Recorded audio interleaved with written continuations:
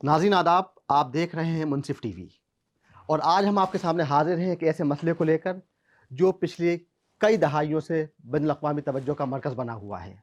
ये एक ऐसा तनाज़ा है जिस तनाज़े से रिलेटेड ख़बरें हम अक्सर टीवी पर देखते रहते हैं, लेकिन ये सिर्फ न्यूज़ आइटम नहीं है, बल्कि टूटे ख्वाबों और बिखरी ज़िंदगियों के टुकड़े हैं। हम तस्वीर देखते हैं, माँओं को अपने बच्चों के लिए रोते हुए देखते हैं, बापों को अपनी साबिक़ा ज़िंदगियों की झलक को मलबे में तलाशते हुए और मासूम आँखों को आसमान की तरफ देखते हुए सवाल करते हुए हम देख सकते हैं। तो जो फ़िलहाल जो सूरत हाल है, वो हम बात कर रहे हैं गज़ा की, जहाँ पर दिन ब दिन कहीं न कहीं जो जानों का ज़िया होता जा रहा है, जानों की तबाही ने तो अब आँसू भी खुश्क कर दिए हैं। मुसलसल एयर स्ट्राइक्स व ज़मीनी हमले, सड़कों पर बिखरी हुई लाशें, मलबे में तब्दील होती इमारतें और अस्पतालों पर किए जा रहे हमलों ने सख्ता सा तारी कर दिया है। सोशल मीडिया के प्लेटफॉर्म्स गज़ा के ज़ख्मी बच्चों की दिल दहला देने वाली वीडियोज़ से भरे पड़े हैं, जिन्हें देखकर दिल खून के आंसू रो देता है। ऐसे में ये सवाल पैदा होना लाजमी है कि जब यूनाइटेड नेशंस के जनरल असेंबली के तकरीबन 153 मेंबरान इस लड़ाई को बंद करने के ख़िलाफ़ हैं, बेशतर अरब ममालिक इस फेवर में हैं कि जंग बंदी हो जाए, लेकिन आखिर ऐसी सूरत हाल क्यों नहीं बन पा रही है कि सीज़ फायर हो जाए, जंग बंदी हो जाए। इन्हीं सब बातों का अहाता करने के लिए, इन्हीं सब बातों पर डिस्कशन करने के लिए हमारे साथ एक एक्सपर्ट पैनल मौजूद है। हमारे साथ मौजूद हैं प्रोफेसर अख्तर उल वासी साहब, जो कि मौलाना आज़ाद नेशनल उर्दू यूनिवर्सिटी के साबिक़ चांसलर हैं। इसके अलावा आप प्रोफेसर एमिरेटस भी हैं जामिया मिलिया इस्लामिया में, और इसके अलावा हम सभी लोग जानते हैं कि वो एक पद्मश्री अवार्डी भी हैं। हमारे दूसरे एक्सपर्ट हैं जो कि एक स्ट्रेटेजिक एक्सपर्ट हैं, प्रोफेसर मेहताब आलम रिजवी साहब, जो कि जामिया मिलिया इस्लामिया के Nelson Mandela centre for conflict and resolution के डायरेक्टर के तौर पर अपनी खिदमत अंजाम दे रहे हैं। आप दोनों मेहमानान का बहुत बहुत इस्तकबाल है, आने के लिए बहुत बहुत शुक्रिया। बहुत शुक्रिया आपका। लेकिन इस गुफ्तगू को आगे बढ़ाने से पहले फ़िलहाल देखते हैं हम मुनसिफ टीवी की एक ख़ास रिपोर्ट।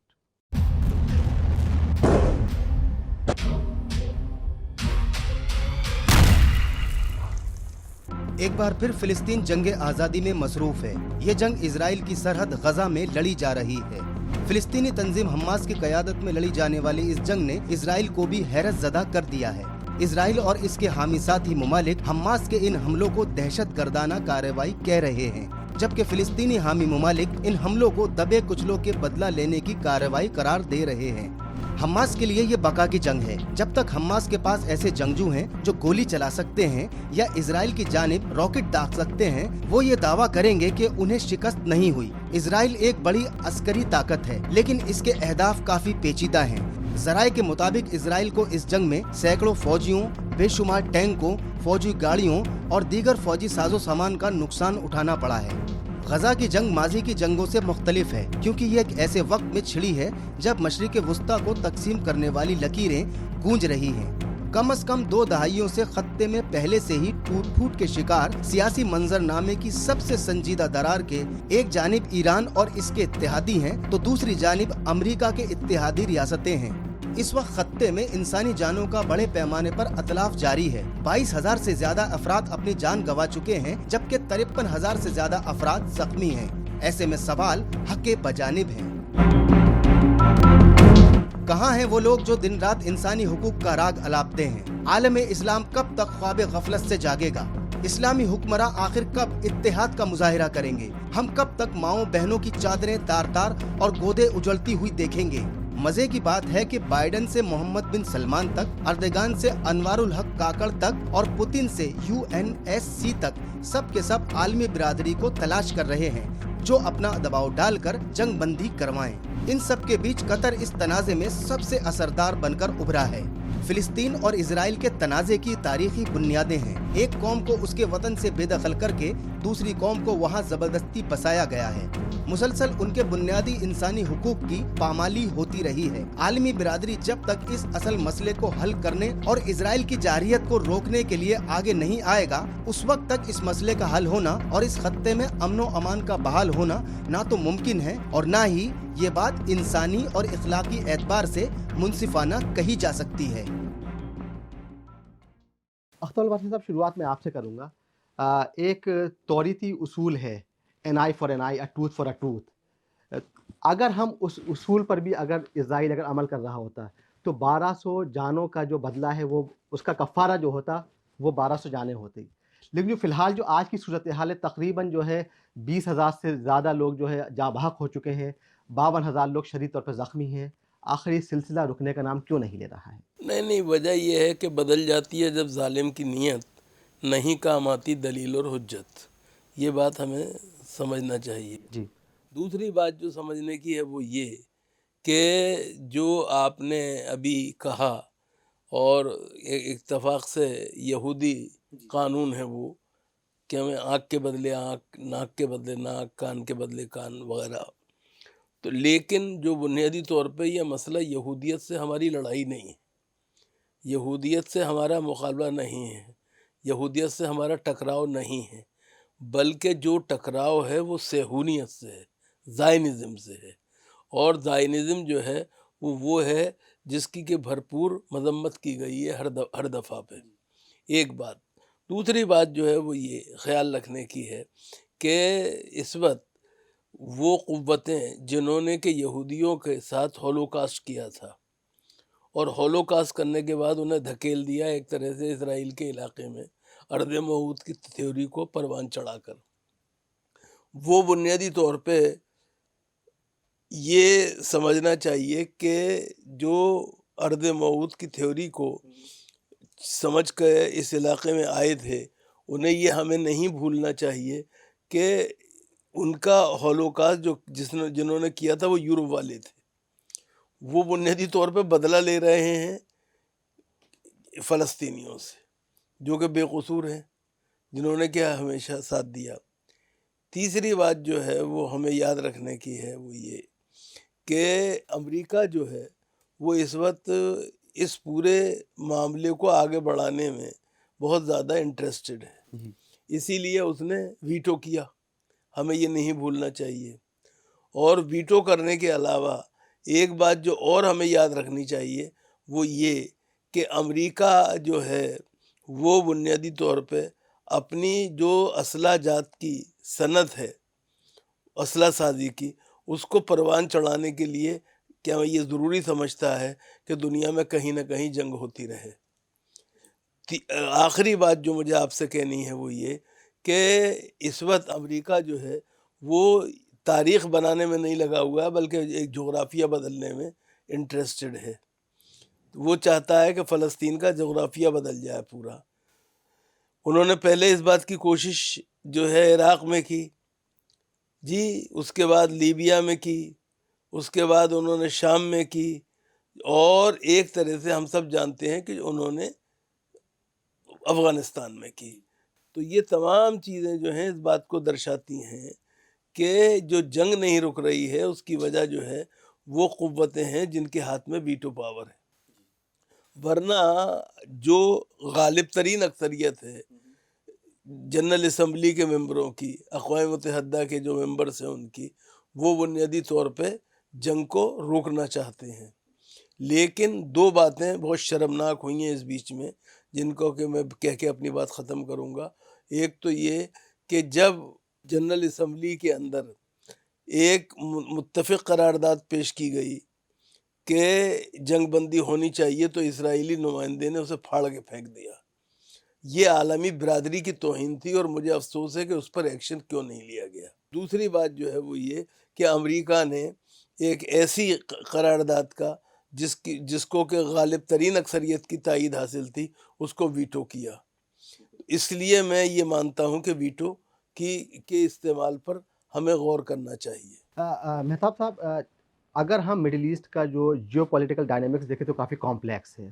وہاں پر جو میجر پلیئرس ہیں ان کی موجودگی جو ہے وہ کیا کر رہی ہے, صورتحال کو خراب کر رہی ہے, یا آپ کو لگتا ہے کہ وہ خطے میں اسٹیبلٹی لا سکتی ہے؟ دیکھیے, پہلے میں اس میں بیک گراؤنڈ میں تھوڑا سا جانا چاہوں گا. اسرائیل فلسطین کے کانفلکٹ میں 1915 میں لیٹر آف ایکسچینج ہوتا ہے دو لوگوں کے ساتھ. ایک تو حسین ابن علی شریف آف مکہ اور make Mohan of high commission جو تھے برٹین کے, ان کے ساتھ یہ لیٹر آف ایکسچینج ہوتا ہے کہ آپ مجھے ساتھ دے دیجیے اٹومن امپائر کو ہرانے کے لیے, پھر میں آپ کو اس کے بدلے آپ کو سورین اسٹیٹ بھی دوں گا اور فلسطینین کو بھی میں آپ کے ساتھ کر دوں گا. تو ہم لوگ کا برٹشرز کا اس پہ کوئی اس میں ہاتھ نہیں رہے گا, کوئی اس پہ کنٹرول نہیں رہے گا. یہ انہوں نے کیا. میک موہن اور وہ جو تھے ہمارے حسین ابن شریف آف مکہ, انہوں نے ایگری کیا اور انہوں نے سائن کر دیا لیٹر پہ. اس کے بعد امیڈیٹلی 1915 کے بعد 1916 میں جب یہ دیکھ لیے کہ فرسٹ ورلڈ وار ہم لوگ جیت سکتے ہیں جرمنی سے اور جو پاور تھے ان کے ساتھ جیت سکتے ہیں, تو انہوں نے دوسرا ایگریمنٹ کیا 1916 میں. اور اس 1916 میں انہوں نے ایگریمنٹ کیا جس کا نام تھا سائکس پیکوٹ ایگریمنٹ. تو سائکس پیکوٹ ایگریمنٹ میں پورے مڈل ایسٹ کو انہوں نے 3 پارٹ میں ڈیوائڈ کر دیا. ایک پارٹ برٹن نے خود رکھ لیا, دوسرا پارٹ اس نے فرانس کو دیا, اور تھرڈ جو ہے اس نے رشیا کو دیا. ٹھیک ہے. پھر وہاں پہ ابن علی شریف آف مکہ کو یہ لگا کہ یہ تو بٹرائل ہے, ہمارے جو لیٹر آف ایکسچینج ہوا تھا اگینسٹ میں ہے, لیکن تب تک وہ کھو چکے تھے اپنا اسٹینڈ, تو کچھ ہو نہیں پایا. پھر دوبارہ انہوں نے 1917 میں جو تھرڈ ایگریمنٹ ہوتا ہے, جو آج جو اسرائیل فلسطین کا کانفلکٹ کا جو سب سے بڑا وجہ ہے 1917 میں, وہ ہے بیلفور ڈکلیریشن. جو برٹش فارن سیکریٹری تھے انہوں نے بیلفور ڈکلیریشن پہ سائن کیا, اور انہوں نے ریکویسٹ کیا جو جوز کا فیڈریشن کا جو پریسیڈنٹ تھے روس چائلڈ, کہ آپ اپنے لوگوں کو فلسطین میں لائیے, ہم آپ لوگ کو سیپریٹ اسٹیٹ دیتے ہیں اور سیپریٹ جگہ دیتے ہیں, اور سیٹلمنٹ کے لیے جو خرچ آئیں گے وہ بھی ہم آپ لوگ کو دیں گے. تو یہ رول تھا ہمارے ون سپر پاور کا برٹین کا. لیکن امریکہ جو تھا اس میں بھی پیچھے نہیں رہا. 1948 میں جب 2 اسٹیٹ سولوشن کا جب یونائٹڈ نیشن سیکورٹی کونسل میں جب ریزولوشن آتا ہے اور پاس ہوتا ہے, تو سب سے زیادہ جو اس کو سپورٹ کیا تھا وہ یونائٹڈ اسٹیٹ امریکہ نے کیا تھا. ایون کہ اس وقت جو ان کے فورن سیکریٹری میں ایڈوائزر جو تھے انہوں نے کہا تھا کہ اگر یہ 2 اسٹیٹ تھیوری اور اسرائیل کو آپ وہاں پہ کر رہے ہیں اور 2 پارٹ میں ڈیوائڈ کر رہے ہیں, تو فیوچر میں آپ کے لیے مڈل ایسٹ میں بہت پرابلم ہوگی. اس وقت ان کو وارن بھی کیا گیا تھا, لیکن پریسیڈنٹ نے سنا نہیں وہاں پہ, اس وقت یو ایس اے کے پریسیڈنٹ تھے, اور وہ اس پہ ایگری ہو گئے اور 2 اسٹیٹ سولوشن کی انہوں نے بات کی, لیکن سولوشن ہوا نہیں. 1948 میں جو ڈیوائڈ کیا گیا تھا اسرائیل اور فلسطین کے بیچ, 56% جو لینڈ تھا وہ اسرائیل کو دیا گیا, اور 44% جو لینڈ تھا وہ فلسطین کو دیا گیا. جو بیسٹ لینڈ تھا وہ اسرائیلی کو دیا گیا, اور جو لیس فرٹائل کہہ سکتے ہیں, جو لیس یوز کا تھا, وہ فلسطینین کو دیا گیا. اس کے بعد بھی جب 2 اسٹیٹ سولوشن اور 2 اسٹیٹ تھیوری انہوں نے جب دیا, تو اس کے بعد بھی اسرائیل ایگری نہیں کر رہا تھا اتنا لینے کے لیے. انہوں نے 48 سے ہی اپنا آکوپیشن شروع کر دیا وہاں پہ فلسطینین کے بیچ. تو ہمیشہ سے میں یہ دیکھ رہا ہوں کہ 1917 سے اور 1915 سے لے کر کے اب تک 2023 تک جو سپر پاور ہمارے ہیں, خاص طور پہ امریکہ اور برٹن, دونوں کا جو پالیسی رہا وہ ڈول پالیسی رہا ہے. فلسطینین کے فیور میں کبھی نہیں رہا ہے. اگر وہ چاہتے تو وہ اسرائیل فلسطین کے ایشو کو آرام سے ریزولو کر سکتے تھے. ایک میں معمولی سا ایگزامپل یہاں پہ دینا چاہتا ہوں. آپ لوگ کو یاد ہوگا کہ 1953 میں جب کرنل ناصر نے ڈکلیئر کیا تھا نیشنلائزیشن آف سویج کینال, اس ٹائم جو ہے ویٹو پاور یوز ہوئے تھا. کس نے کیا تھا؟ اس وقت برٹن نے کیا تھا, فرانس نے کیا تھا ویٹو پاور یوز. اس کی وجہ سے یونائٹڈ نیشن سیکورٹی کونسل میں ریزولوشن پاس نہیں ہو پایا, اور اس نے اٹیک جاری رکھا. اسرائیل, فرانس اور برٹن تینوں مل کر کے وہ تھا ایجپٹ کے اوپر. اس سے ہوا یہ کہ ویٹو تو یوز ہو گیا, تو ریزولوشن پاس نہیں ہو پایا کہ how to resolve the problem. تو فائنلی یو ایس اے نے ہی, اس وقت جو پریسیڈنٹ تھے یو ایس اے کو, بولا چونکہ یونائٹڈ نیشن میں اب جب آپ چارٹر پڑھیں گے تو اس میں ایک پروویژن ہے کہ یونائٹڈ نیشن چارٹر کے حساب سے اگر کوئی ویٹو یوز کرتا ہے یونائٹڈ نیشن سیکورٹی کونسل میں, تو اس کیس کو آپ ریفر کر سکتے ہیں جنرل اسمبلی میں, کوئی بھی پرماننٹ ممبر اس کو ریفر کر سکتا ہے. تو امریکہ جو تھا اس نے ریفر کیا جنرل اسمبلی میں اس کیس کو 1953 میں, اور جس کو ہم لوگ کہتے ہیں uniting for peace resolution. So uniting for peace resolution pass ہوا, وہ جا کے جنرل اسمبلی میں, اور مور دین 2/3 میجورٹی سے پاس ہوا وہ, اور ہمارے انڈیا نے بھی اس وقت ساتھ دیا کرنل ناصر کو, اور فائنلی نیشنلائزیشن آیا. اس ٹائپ سے آج امریکہ, برٹن, ایون چائنا کیوں نہیں, ان کے پاس ویٹو پاور ہے. اس طرح سے اگر یونائٹڈ نیشن سیکورٹی کونسل میں ویٹو یوز ہو رہا ہے تو وہ جنرل اسمبلی میں کیوں نہیں لے جا رہے ہیں؟ یونائٹنگ فار پیس ریزولوشن کے لیے وہ کیوں نہیں کام کر رہے ہیں؟ इसका मतलब ये है कि इसलिए वो अपना नेशनल इंटरेस्ट प्रोटेक्ट करना चाहते हैं, और वो फिलिस्तीनियन को नहीं देख चाहते कि लोग मर रहे हैं, उन लोग रोज़ाना जख्मी हो रहे हैं, उनके बच्चे मर रहे हैं, उनके अभावजात मर रहे हैं। इस पे उनका कोई ध्यान नहीं है, अपना नेशनल इंटरेस्ट पे। अगर वो चाहें तो आराम से वो जनरल असेंबली में ले जाकर किसी इशू को यूनाइटिंग फॉर पीस रेजोल्यूशन के तहत, और ये हमारे यूनाइटेड नेशन चार्टर में मेंशन है, उसको आराम से टू स्टेट सॉल्यूशन को हम लोग रिजॉल्व कर सकते हैं।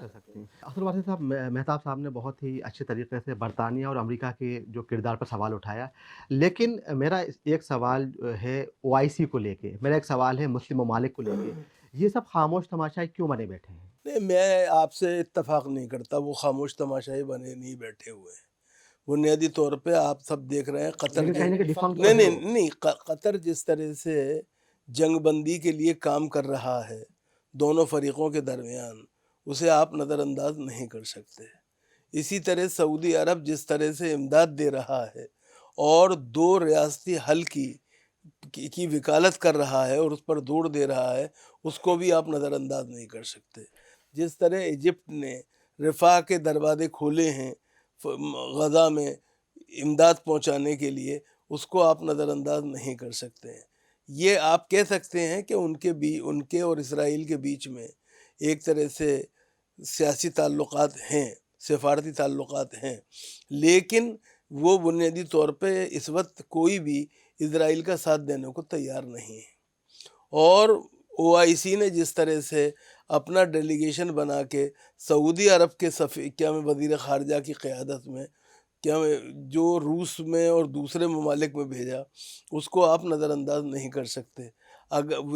ये आप अगर कहें कि वो अपनी फ़ौजें क्यों नहीं उतार देते, तो बुनियादी तौर पे एक तरह से पूरे ख़ित्ते को जंग में झोंक देना होगा। और मैं जंग का हर तरह से ख़िलाफ़ हूँ, इसलिए कि जंग खुद एक मसला है, मसलों का हल क्या देगी जी? जो जीतता है वो भी रोता है और जो हारता है वो भी परेशान होता है, हम सब जानते हैं इस बात के लिए। तो ये आपका जो ख्याल है और ये एक आम भ्रम पैदा किया जा रहा है, मेरा ख्याल ये है कि मुसलमानों में इख्तलाफ पैदा करने के लिए और एक दूसरे से लड़ाने के लिए जो ये बातें कही जा रही हैं, वरना जो काम कर रहे हैं। एक बात आपका और ख्याल रखिए कि याद रखिए कि फ़लस्तीनियों के पास खोने के लिए कुछ नहीं है, जबकि इसराइल के पास बहुत कुछ है और अमेरिका के पास उन सबसे ज़्यादा है। लेकिन जो बुनियादी तौर पे मसले का हल है वो क्या है? वो ये है कि दो रियासती हल ही है।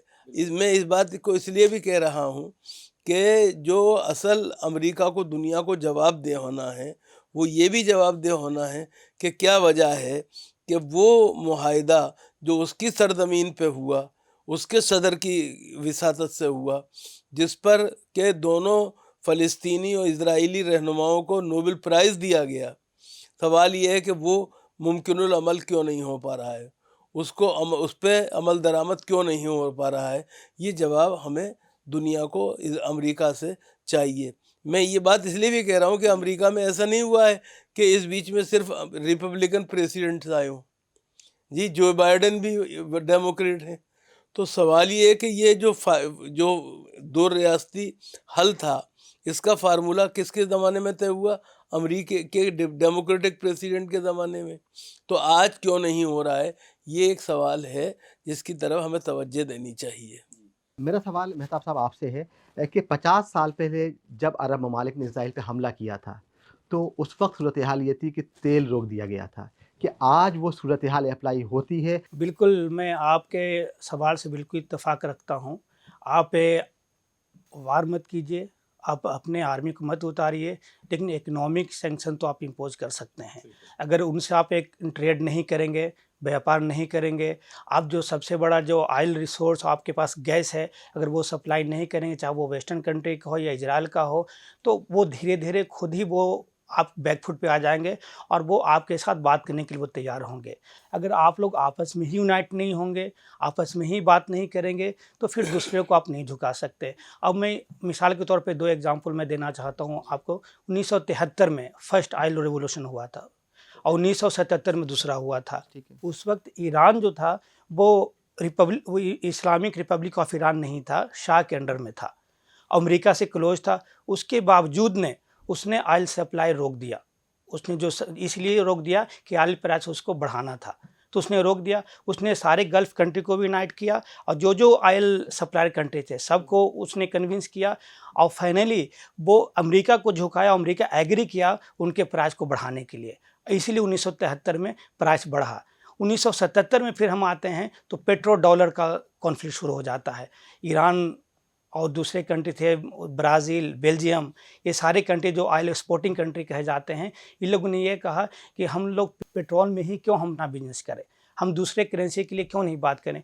उस वक्त भी अमेरिका को झुकना पड़ा और उस वक्त भी इंक्रीज करना पड़ा प्राइस को। तो अगर आज भी अरब ममालिक और ईरान के साथ लेकर के यूनाइट होकर के अगर वो इकोनॉमिक सैंक्शन इम्पोज करें इजराइल पे और वो ये कह दें कि मैं आपके साथ कोई व्यापार नहीं करूंगा, चाहे वो तेल का व्यापार हो, चाहे गुड्स का व्यापार हो या किसी भी सामान का व्यापार हो, तो वो इजराइल जो है, इजराइली डिफेंस फोर्स वो बैक फुट पे आ जाएंगे। अख्तर वासी साहब, इस तनाज़े का जो सबसे अहम जो स्टेक होल्डर यानी कहा जाए आज की डेट में हमास, जब जंग शुरू हुई है अक्टूबर में, तो पहले दिन से इजराइल ने कहा था कि हम जो है हमास को नेस्त नाबूद करना चाहते हैं।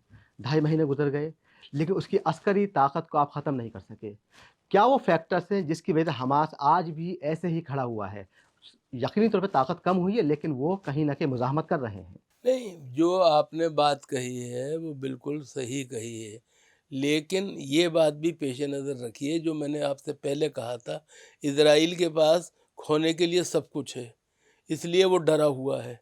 इजराइल के अंदर ख़ुद नेतन्याहू जो हैं उनके ख़िलाफ़ एक फ़िज़ा बनी हुई है। आज नेतन्याहू भी नहीं चाहते हैं कि जंग बंद हो। बहुत दिलचस्प बात है, क्योंकि उन्हें मालूम है कि जैसे ही जंग बंद होगी वैसे ही जी, समझे उन्हें हटना पड़ेगा, इक़्तिदार से दस्तबरदार होना पड़ेगा, ये वो सोचे हुए हैं। दूसरे ये कि हमास जो है उसने बहुत कुछ, इसमें कोई शक नहीं है, इंसानी जानों की सूरत में, बच्चे, बूढ़े, औरतों की सूरत में 20,000 के करीब लोगों को खोया है। लेकिन ये भी अपनी जगह तय है कि उसने जिस तरह से इसराइल को एक तरह कॉर्नर किया है, वो भी जंग के सूरत के सिलसिले में एक अहम बात है। हमें एक बात और नहीं भूलनी चाहिए कि ये पहली दफ़े हुआ है 7 अक्टूबर के बाद कि खुद पूरी दुनिया में, और दुनिया में भी सरकारी सतह पे भी, अवामी सतह पर भी। सरकारी सतह पे मिसाल के तौर पे आप स्पेन को ले लीजिए, साउथ अफ्रीका को ले लीजिए, लैटिन अमेरिका के बाद ममालिक को ले लीजिए, साउथ ईस्ट एशियन कंट्रीज़ में मलेशिया और इंडोनेशिया को ले लीजिए, ये सब जो हैं, और जो क्या मैं दूसरे ममालिक हैं उनमें जिस तरह मुजाहरे हो रहे हैं अवामी सतह पे और सरकारी सतह पर जिस तरह इसराइल की मुखालफत हो रही है, वो गैर मामूली है। अब हम बात करेंगे कि लड़ाई का मुस्तकबिल क्या होगा। तो शुरुआत करेंगे मेहताब साहब आपसे। मेहताब साहब, बहुत ही मुख्तसर हम जानना चाहेंगे कि आखिर इस लड़ाई का क्या मुस्तकबिल देख रहे हैं? ये जंगबंदी हो सकती है? क्या फ्यूचर आपको नज़र आता है? बिल्कुल जंग बंदी हो सकती है, और जैसे पहले भी हम लोग अभी बात कर चुके हैं कि कतर जो है 4 दिन तक उन्होंने वार रुकवाया और जिसे अलाउ किया, जो हमारे यूनाइटेड नेशन के असिस्टेंट्स ग्रुप था उनको अलाउ किया वहाँ पे जाने के लिए, उनको असिस्टेंट पहुँचाया गया। तो जंग रोकी जा सकती है, लेकिन ये कि मीडिएशन प्रोसेस जो है हम लोग को और तेज़ी से करना पड़ेगा। और 1967 में जो इजराइल ने जो ऑक्युपाई किया है फ़िलिस्तीन टेरिटरी को, वो सब वापस करना चाहिए। और जो 1948 का यूनाइटेड नेशन सिक्योरिटी काउंसिल का जो रेजोल्यूशन है उस पे इजराइल को भी अमल करना चाहिए। और जो हमारे रीजनल कंट्रीज़ हैं, ख़ास तौर पे सऊदी अरबिया, ईरान, कतर और टर्की को भी मैं इंक्लूड करना चाहूँगा कि वो लोग यूनाइट होकर के इकट्ठा बैठ करके बात करें और उस पे आमादा करवाएं ईरान को भी, चूँकि ईरान और आप हिजबुल्ला और हमास, ये 3 स्टेट है, एक तो स्टेट है और दूसरा नॉन स्टेट एक्टर। तो ये 3 जो हैं इंस्टीट्यूशन आप कह सकते हैं, वो एग्री नहीं कर रहे हैं 1948 का 2 स्टेट थ्योरी के ऊपर। तो ये जिम्मेदारी बनती है अरब कंट्री को, टर्की को, कि वो ईरान को, हिजबुल्ला को और हमास को एग्री करवाएं कि जो 1948 में मुआहदा हुआ था यूनाइटेड नेशन सिक्योरिटी काउंसिल में, जो रेजोल्यूशन पास किया गया था, उस पर अमल करें, तभी हम इस लड़ाई को रोक सकते हैं। और इजरायली जो है इसराइल वाले जो हैं उनको भी इस पे एग्री करना है। उसमें अमेरिका को, ब्रिटेन को, फ्रांस को, ये 3 कंट्री को बहुत अहम रोल रहेगा इसराइल को कन्विंस करने में। डॉक्टर वालिद साहब, आपको क्या लग रहा है कि अमन की राहें निकल सकती नहीं, हैं? अमन की राहें निकल रही हैं, ऐसी बात नहीं है। मैंने जैसे कहा, सिर्फ नेतन्याहू उसमें रुकावट है। जो बुनियादी तौर पे वो जानते हैं कि अगर आज जंग बंद हो गई मुस्तकिल तौर पे, तो फिर नतीजे में उन्हें फ़ौरन हटना पड़ेगा, इक़्तिदार से बेदखल होना पड़ेगा। जो उनके इंतहा पसंद दोस्त हैं, उनकी इसराइली सियासत में कोई जगह नहीं रहेगी, क्योंकि बुनियादी तौर पे इसराइली जो हैं वो ये समझ गए हैं कि फ़लस्तीनियों से दोस्ती का हाथ बढ़ाए हुए और खैर सगाली का माहौल कायम किए हुए बगैर बात नहीं बन सकती है। आम इजराइली समझ रहा है। बिल्कुल। मैं सरकारों की बात नहीं कर रहा हूँ, आपको ख्याल रखिए। और जहाँ तक बात कही गई है, मैं ये बात मानता हूँ कि हमास को और ईरान को और उन जैसे दूसरे मुल्कों को ये समझना चाहिए कि 2 रियासती हल के अलावा और कोई रास्ता नहीं है। जी, बहुत बहुत शुक्रिया इस एक्सपर्ट ओपिनियन के लिए। हर आम फ़िलिस्तीनी गुज़िश्ता 70 सालों से पीसफुल तरीक़े से इसराइल से अपना हक़ मांगता रहा है। इंटरनेशनल कम्युनिटी से बार बार कहीं ना कहीं मुफाहिमत की अपीलें की जाती रही हैं, पीसफुल सॉल्यूशन की अपीलें की जाती रही हैं, लेकिन आखिर नतीजा क्या निकला, इसे बताने की ज़रूरत नहीं है। इसीलिए शायद ये सूरत हाल पैदा हुई है, और आज की सूरत हाल में जो हमास को लग रहा है, जो फ़िलिस्तीनियों को लग रहा है कि हम अमन चाहते हैं मगर जुल्म के ख़िलाफ़ अगर जंग लाजमी है तो जंग ही सही। इसी के साथ ही आज का ये बुलेटिन इख्तिताम पजीर होता है। इजाज़त दीजिए। आदाब।